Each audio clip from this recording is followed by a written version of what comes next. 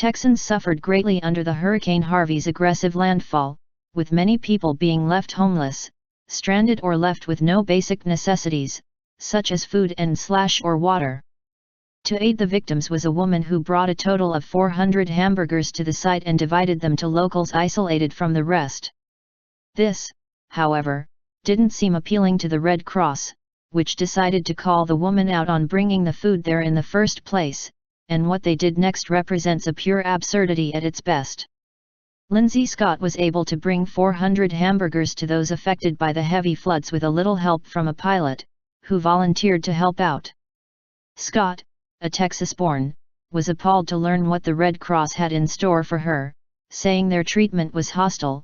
To say the least, I'm astonished at the behavior of the Red Cross husband/wife team at the Mid-County Jack Brooks Airport yesterday, who together accosted me and took turns berating me because I was trying to bring 400 warm hamburgers to our hungry evacuees, who according to them did not need the food because they had already had a sandwich. Yes, they had one sandwich in 24 hours. They were desperate for a hot meal. The Red Cross proceeded to try and load the warm, ready-to-eat burgers into an ice chest. The pilot, who had donated his time, fuel, money, plane, and arranged the delivery of the burgers, was horrified at not being able to serve them. He actually came to volunteer as well. I confess I just stood there with my mouth gaping open, fighting back tears while they told me that I did not know what I was doing and they had not even seen me volunteering. This is not a normal reaction for me, but either exhaustion or pregnancy hormones got the best of me because I simply couldn't find the words to fight back, she said. The Red Cross was not there at 6:30 a.m. when we got there to find we had no food to serve the hundreds of evacuees who had sat on a bus all night and some who had not eaten in 24 hours. They were not there when the sun came up and they woke up hungry, angry, tired, scared, and frustrated. They did not see them fighting over donuts that our friends and family answered the call to bring at 7 a.m. They did not see the tears over dehydrated babies while we worked to arrange the delivery of Pedialyte and formula. They showed up hours later, when we had already coordinated the delivery of food and supplies with our local community members, who came out in droves, and the Sky Hope Network through our wonderful state representative Dade Fellon after just a single phone call. And the reason they didn't see me, sweating and sunburned, is because I spent most of the day on the aviation side of the airport on the tarmac coordinating the landing, unloading, and transport of supplies the Sky Hope Network was flying in all day. Which was no easy feat considering the insane, chaotic state of the Jerry Ware terminal. I do not care they weren't there.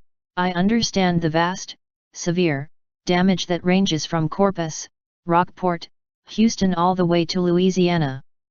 I do, however, care how they treated the people of our community when they arrived, she continued. These supplies/donations were made by our local community members and the Sky Hope Network, not the Red Cross, and the Red Cross wanted them all shipped to their warehouse for processing and distribution. Apparently, they don't do local distribution. Say what? We need these things here, locally, now. And while we refused to turn away anyone who came on foot or by other means, evacuee or not, or any other church, group, or organization asking for supplies, the Red Cross tried to prevent us from sharing our donations, contributed by our community for our community and surrounding areas. The kids that are barefoot, need shoes now, not 2 weeks from now, and we had more than enough to share.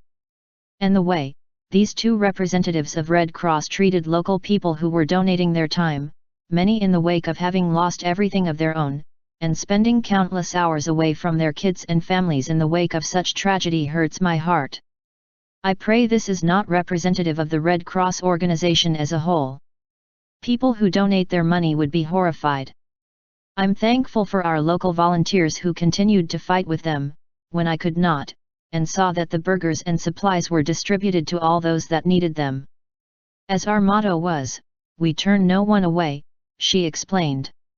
The Red Cross was called out on numerous occasions about not doing enough or obstructing what others were doing to help Texans during the crisis. Also, many reports suggested the Red Cross does not use all aid received during a particular crisis but sets aside monetary funds, which go to the organization's personal benefit. This goes to show that we do, indeed, live a semi-crooked society, ran by liberals. I wonder, doesn't humanity strike them as necessary at times?